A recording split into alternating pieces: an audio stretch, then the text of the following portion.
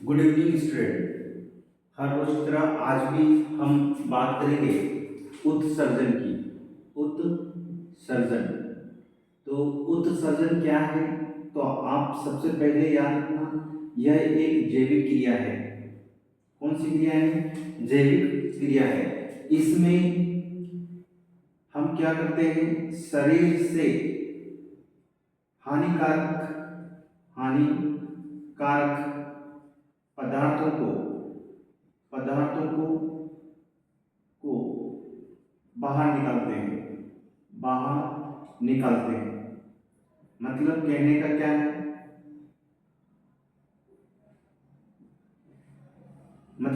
का क्या है?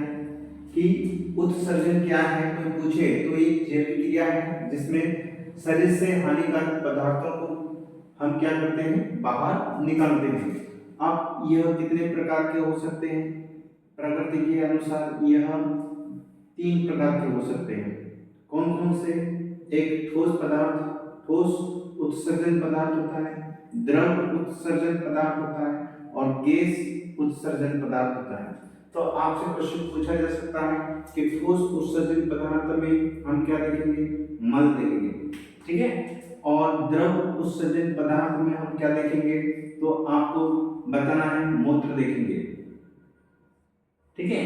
और गैसीय उत्सर्जन पदार्थ में हम क्या देखेंगे? तो जितनी भी गैसें हैं जैसे कार्बन डाइऑक्साइड, इन सभी को शरीर से बाहर करते हैं तो उस क्रिया को हम क्या कहते हैं? उत्सर्जन कहते हैं। क्या कहते हैं? उत्सर्जन।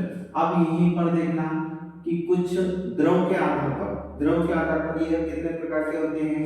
तो आप बोलना है ना, ऐसे जीव जो उत्सर्जित पदार्थ के रूप में किसको बाहर निकालते हैं? तो आपको बताना, यूरिया को बाहर निकालते हैं। किसको बाहर निकालते हैं? यूरिया। तो कौन से जीव कहलाते हैं? यूरियोटेलिक जीव कहलाते हैं।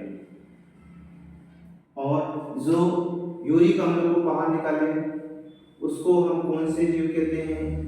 तो यूरिकोटेलिक जीव कहते हैं। और जो उत्सर्जन पदार्थ के रूप में किसको बाहर निकाले? तो आपको बताना है, अमोनिया को बाहर निकाले। क्या कौन से जीव कहलाते हैं? अमोनियोटेलिक कहलाते हैं। तो इनके कभी कभी उदाहरण में पूछते हैं। तो मछलियां किसके अंतर्गत आती हैं? अमोनियोटेलिक, जो जल में रहते हैं। उभयचर इसी के अंतर्गत आते हैं।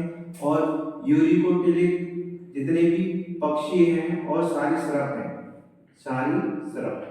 ये इसके अंतर्गत आएंगे। और यूरियोटेलिक के अंतर्गत आप याद रखना, जितने भी स्तनधारी हैं, ठीक है, स्तनधारी जीव हैं वो इसके अंतर्गत आते हैं। और मेंढक, ये आपको याद रखना है। तो ये हमारा टॉपिक था। केवल 1 मिनट में हम रिवाइज करेंगे। उत्सर्जन किसे कहते हैं? तो शरीर से हानिकारक पदार्थों को बाहर निकालना क्या कहलाता है? उत्सर्जन कहलाता है। ये उत्सर्जन पदार्थ के आधार पर कितने प्रकार के हो सकते हैं? 3 प्रकार के हो सकते हैं, ठोस, द्रव, गैस। ठोस के रूप में मल देखेंगे, द्रव के रूप में मूत्र देखेंगे और गैस के रूप में CO2 देखेंगे। और उत्सर्जक पदार्थों के आधार पर यह कितने प्रकार के होते हैं? 3 प्रकार के होते हैं। कौन कौन से? यूरिकोटेलिक, अमोनियोटेलिक और यूरिकोटेलिक। अमोनियोटेलिक और यूक्रियोटेलिक। इसमें यूरिक अम्ल मतलब द्रव रूप में जो पक्षियां पीट करती हैं उनको हम पक्षी या सारी इसके अंतर्गत रखते हैं। और यूरिकोटेलिक के अंतर्गत जितने भी स्तनधारी हैं, मानव है, वो इसी के अंतर्गत आता है। अमोनियोटेलिक जो जीव पानी के अंदर रहते हैं, समुद्र के अंदर रहते हैं, वो कौन से कहलाते हैं? अमोनियोटेलिक। मतलब वो उत्सर्जन पदार्थ के रूप में किसको बाहर निकालते हैं? तो आपको बताना है, अमोनिया पदार्थ को बाहर निकालते हैं। यदि आपको चैनल की जो पढ़ाया हुआ है सही लगता है तो चैनल को लाइक सब्सक्राइब अवश्य करें।